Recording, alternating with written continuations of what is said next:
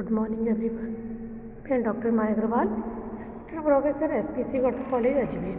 आज का हमारा टॉपिक है बच्चों advertising and personal selling complementary to each other means विज्ञापन एवं व्यक्तिगत विक्रय एक दूसरे की पूरक है। जैसा कि हम जानते हैं कि विज्ञापन और पर्सनल सेलिंग जो दोनों ही विक्रय संवर्धन की विधियाँ मानी गई है, क्योंकि आज हम देखते हैं मार्केट में देखते हैं बहुत कंपटीशन है। आज हर किसी को जो अपनी सेल्स के लिए बहुत कॉम्पिटिटिव मार्केट में संघर्ष करना पड़ता है कि हर कोई चाहता है कि उसका प्रोडक्ट और सर्विस मार्केट में अधिक से अधिक चले, तो उसके लिए उसे एडवर्टाइजमेंट और पर्सनल सेलिंग का सहारा लेना होता है। क्योंकि जब तक कोई भी बिजनेसमैन अपने सेल्स को बढ़ाने के लिए एफर्ट्स नहीं करेगा, उसके लिए एडवर्टाइजमेंट नहीं करेगा, उसकी मार्केटिंग नहीं करेगा, वो मार्केट में सक्सेस नहीं हो पाएगा। तो अगर हम देखें तो विज्ञापन और व्यक्ति विक्रय दोनों अलग अलग चीज़ें हैं, लेकिन दोनों का एक साथ एक पैरेलल रूप में चलते हैं। क्योंकि विज्ञापन और व्यक्तिगत विक्रय में निकटतम संबंध माना गया है और दोनों के उद्देश्य लगभग समान ही है, क्योंकि दोनों ही आधुनिक विपणन में अप्रिय है, यानी अत्यंत आवश्यक है। जिस तरह से एक पहिए में दो गाड़ी में दो पहिए होते हैं, उसी तरह से जो आज हम देखें बाजार में तो विपणन गाड़ी के दो पहिए एडवर्टाइजमेंट पर्सनल सेलिंग को माना गया है, जिसके बिना ये गाड़ी चल नहीं सकती। ये यानी एक दूसरे के पूरक है। जिस प्रकार गाड़ी में दोनों पहिए आवश्यक है, उसी प्रकार विपणन के लिए वस्तु की मार्केटिंग के लिए एडवर्टाइजिंग एंड पर्सनल सेलिंग आवश्यक मानी गई है। तो आज हम देखते हैं कि क्या कारण है कि विज्ञापन व्यक्ति के माने गए हैं। तो सबसे पहले अगर हम देखें तो विज्ञापन जो होता है, विज्ञापन द्वारा ग्राहकों को वस्तु और सेवाओं की उपलब्धि की जानकारी दी जाती है कि मार्केट में ये वस्तु अवेलेबल है, आप इसको परचेज कर सकते हो, आप ये खरीद सकते हो। जबकि व्यक्ति विक्रय द्वारा उन्हें उपलब्ध करा दी जाती है। इसी के साथ अगर हम देखें, विज्ञापन लोगों के मस्तिष्क में उत्पादों के प्रति जिज्ञासा उत्पन्न करता है कि किस प्रकार वो एडवर्टाइजमेंट के थ्रू देखता है उस वस्तु प्रोडक्ट के बारे में जानकारी, तो डिज़ाइन कलर के बारे में उसे जानकारी प्राप्त होती है और उसे ये जानकारी नॉलेज मिल जाती है कि मार्केट में क्या क्या प्रोडक्ट अवेलेबल है, उनके क्या प्राइसेस है और किस प्रकार उनको खरीद सकता है।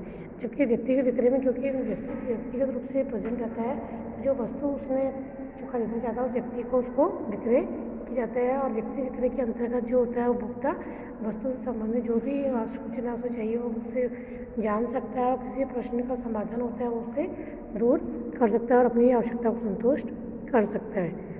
अगला बिंदु अगर हम देखें तो विज्ञापन लोगों को घरों से आने दुकान तक आने के लिए प्रेरित करता है। आज हम देखते हैं कि बहुत से विज्ञापन जो होते हैं हमारे मोबाइल के थ्रू, टेलीविज़न के थ्रू, न्यूज़पेपर के थ्रू हमारे तक पहुंच जाते हैं कि मार्केट में क्या है चीज़ अवेलेबल है, क्या चीज़ नहीं है, ये उसमें क्या इनोवेशन हुआ है, कहीं को इसको स्कीम चल रही है तो क्या स्कीम चल रही, उसकी जानकारी हमें एडवर्टाइजमेंट के थ्रू मिल जाती है। तो हमको एक तरह से विज्ञापन लोगों को दुकान पर जाने के लिए प्रेरित करता है और जब कस्टमर उसको खरीदने की उसकी इच्छा जागरूक होती है तो दुकान तक पहुंच जाता है, वहाँ व्यक्तिगत विक्रय के द्वारा उसको वस्तु सेल कर दी जाती है, जिससे उसकी आवश्यकता संतुष्टि होती है। तो इस तरह से विज्ञापन और व्यक्तिगत विक्रय हम देखें तो दोनों एक दूसरे से जुड़े हुए हैं। इसी तरह से अगर हम देखते हैं विज्ञापन में कई बार अनेक शंकाएं और भ्रम उत्पन्न हो जाते हैं कि विज्ञापन का ये उद्देश्य में ग्राहक कन्फ्यूजन वाली स्थिति क्रिएट हो जाती है। तो ऐसी स्थिति में व्यक्तिगत विक्रय में जो कि विक्रेता दुकान पर उपस्थित रहता है, प्रत्यक्ष रूप से वहाँ व्यक्ति ग्राहक उपस्थित होकर उससे अपने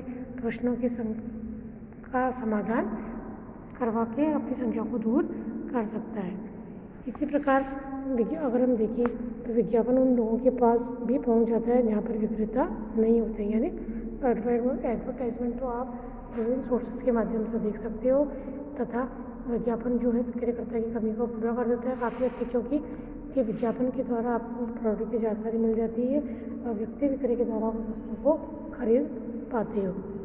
तो इसी प्रकार अगर हम देखें विज्ञापन की अगर हम बात करें तो विज्ञापन अव्यक्तिक प्रकृति का होता है, क्योंकि उस विज्ञापन में जो स्पॉन्सर्स जो करवाता है वो स्वयं मौजूद नहीं होता है, बल्कि अव्यक्तिक प्रकृति का विज्ञापन माना गया है, जबकि ये व्यक्तिगत प्रकृति का है।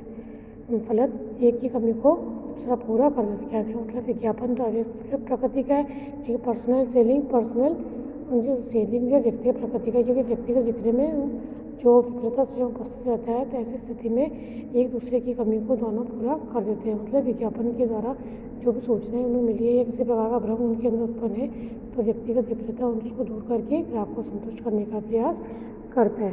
तो इस प्रकार अगर हम देखें विज्ञापन लिखित हो सकता है और जबकि व्यक्तिगत जिक्र मौखिक होता है। मतलब व्यक्ति प्रत्यक्ष ऑपोजिट होता है। तो कहने का आशय विज्ञापन व्यक्ति जिक्र दोनों ही अत्यंत आवश्यक है कि दोनों के बिना जो हम कार्य करते हैं व्यक्ति का कार्य अधूरा माना जाएगा। तो विज्ञापन जो होता है वस्तुओं के का प्रचार प्रसार के रूप में विज्ञापन जो है विज्ञापन द्वारा वर्तमान और भावी ग्राहकों को उत्पाद संबंधी समस्त जानकारी प्राप्त हो जाती है। जबकि व्यक्तिगत विक्रय और जानकारी प्राप्त होने के पश्चात जब विक्रेता आपके दुकान पर आता है तो व्यक्तिगत विक्रय के माध्यम से विक्रेता उनकी हर प्रकार की शंका को समाधान करते हुए उन्हें वस्तु विक्रय करके उनके उपभोक्ता की संतुष्टि प्रदान करता है।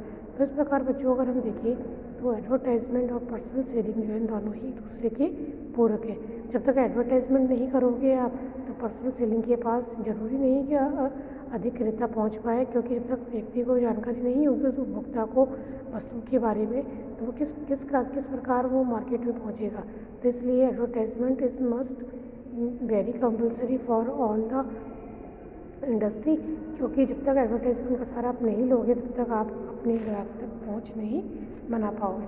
अतः एडवर्टाइजमेंट ज़रूरी है और उसी के साथ एडवर्टाइजमेंट साथ पर्सनल सेलिंग भी बहुत ज़्यादा इंपॉर्टेंट है, क्योंकि जितने अच्छे आपके पास सेल्समैन होंगे, जितने अच्छे सेलर होंगे, जितनी अच्छी आप में कला होगी, चतुराई होगी, उतना ही आप अपने सेलिंग को बढ़ा पाओगे और जो आपका जो उद्देश्य है उसको आप प्राप्त कर पाओगे। तो बच्चों इस प्रकार पर्सनल सेलिंग एंड एडवर्टाइजमेंट जो है दोनों ही सेल्स प्रमोशन के अच्छे तरीके माने गए हैं और प्रत्येक संस्था के लिए एडवर्टाइजमेंट और पर्सनल सेलिंग करना अत्यंत आवश्यक। और जितना इन दोनों में तालमेल होगा, दोनों एक दूसरे के साथ चलेंगे, मिलकर जितना अच्छे से सामंजस्य बैठा लेंगे, उतनी अच्छे से आप अपनी न्यूनतम लागत से अधिकतम उत्पादन के लक्ष्य को प्राप्त करने में सफल हो जाओगे और मार्केट में जो प्रतिस्पर्धा है उसमें अवश्य विजयी होंगे।